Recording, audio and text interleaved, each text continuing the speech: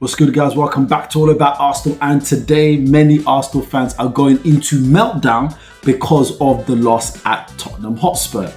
At the, I forgot where it begins with K in at the stadium, but it was in Hong Kong. So Hong Kong, it looked like a beautiful stadium. I think it's a capacity of about 50,000. But the main story, main headline is Arsenal lost 1-0 to Spurs. And as Arsenal fans, I know it pains. We don't want to lose to Spursy. But to be honest, if there's any time I don't mind losing to Spurs, probably not any time. But if you read between the lines what I'm saying, it's a pre-season friendly. And I think there is a lot of Arsenal fans. I was watching a couple of reactions from AFTV. You can imagine the likes of Lee Judges was going hell for leather, really slagging off the team. You can see a lot of other pundit supporters were not happy because obviously Tottenham are our fiercest rivals. It's a North London derby, the first North London derby outside of North London, which is a strange one, isn't it? At first, I didn't want to lose. Nobody wants to lose Spurs. But I thought to myself, there's a few things that we have to take into consideration. Number one, the goal that Papsar scored, very good vision. He's very good at long range shots. He pulled it off. Well done to him. I give you one little clap. Oh, I give you a finger. I give you a one finger clap, right? Premier League VAR, foul on Skelly by Richarlison. That goal wouldn't have been given. Like, we know that it wouldn't have been given. So that's why I'm not even really, oh my gosh, look what happened. Number two, we are forgetting what the focus is for pre-season friendly. Perhaps we shouldn't have played Spurs for pre-season friendly because we know that there's more to that match, and that's not really a pre-season match. It's never going to be a pre-season friendly match with Spurs.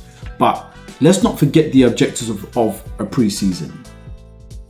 The whole objectives, number one, fitness, is an opportunity for players who've been a bit rusty after having some time off. They've eaten some pounded yam, jollof rice for the Nigerian persuasion and so forth.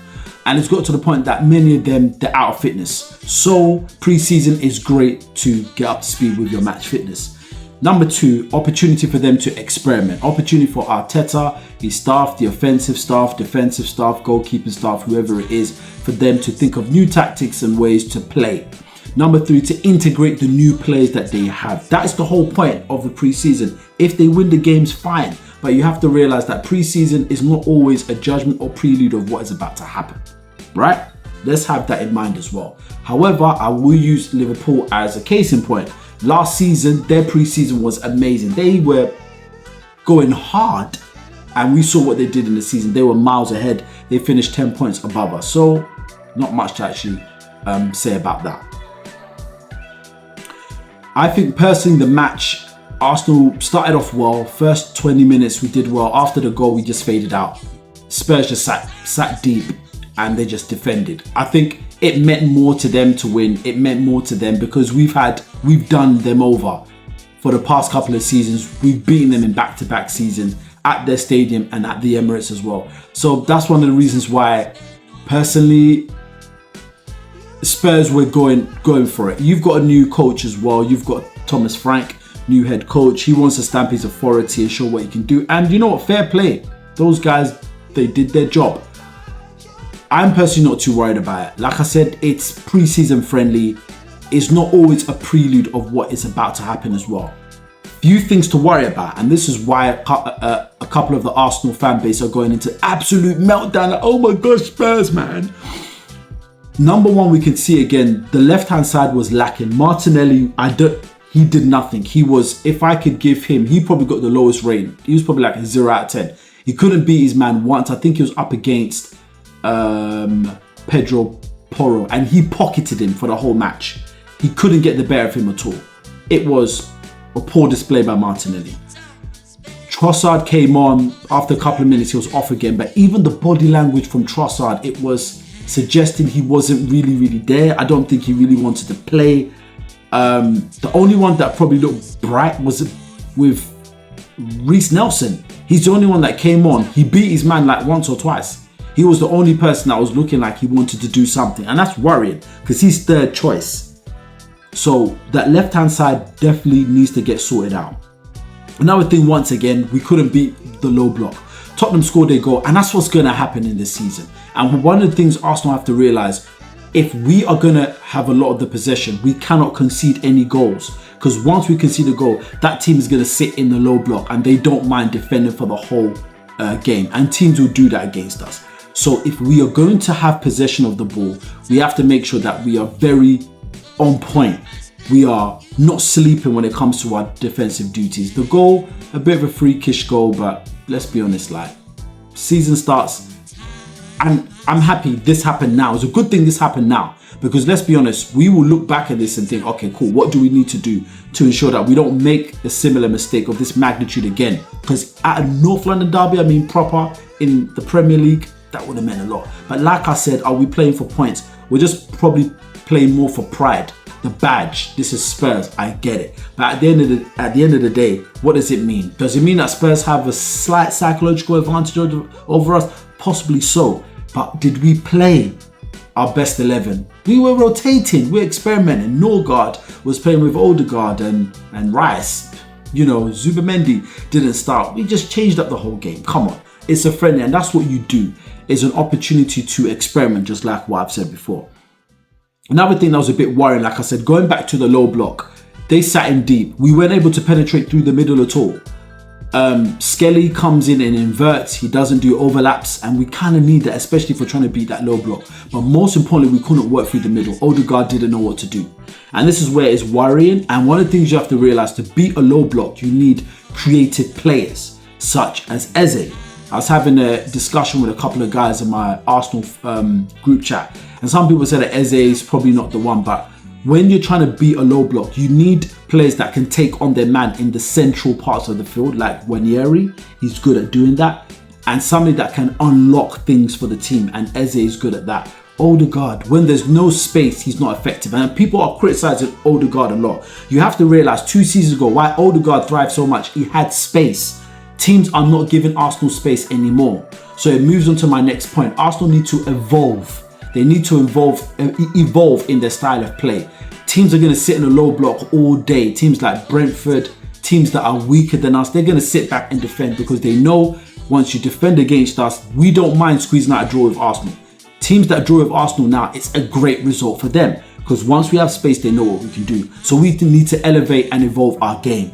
This is why, and then when some people say that Arsenal have surpassed what the likes of Zinchenko and Gabriel Jesus were once bringing, I get that. But now teams are now surpassing Arsenal in the sense that they've got our number, they've clued us up. So Arsenal now have to find a different style of playing and strategy of playing. I'm about to say something. Indulge me. In the comments, you might say I'm chatting waffle, I'm chatting breeze. Arteta spent a whole last season frustrated at teams that sat in a low block, right? I refuse to believe that he's used this whole summer and the 2 weeks he's got left not to do something about it. I believe Arsenal have solutions around the low block, but just indulge me. I don't think that Arsenal wanted to show their whole hand in this pre-season. I don't think Arsenal wanted to really show what they're doing and what they're about. I believe they want to leave an element of surprise. Why do I say that? Remember last season, the last pre-season, Arsenal weren't really doing much with set pieces, right? When the season started, come and see how all of a sudden we were named set piece kings. We could score at any set piece would go in, right? But we didn't show that side to us during the pre-season. We never did that. So my point is, how do we know that Arsenal, Arteta, they're not keeping their cards close to their chest? Let us not show too much what we're able to do or what we've worked on. Let teams think we're the same old predictable Arsenal, then we're going to do something completely different. I believe that's what's going to happen. The reason I say this, if we the fans, right, if we the football enthusiasts, the complainers, can sit back and say he's not doing something with the low block, why are we not doing something with the low block? Do you not think that he's not actually thought about that? Do you not think that he's not actually thought about strategies of how to beat it? I believe we have other strategies of how to beat it, but we don't want to show all of our cards all at once. But let me know what you think in the comments. I personally think that's a good strategy. You've played Newcastle, you've played Spurs now, you played AC Milan. Do you really want to show everybody what you can do straight away? I don't think so. Another thing to also consider, Arsenal looked a bit tired and jaded.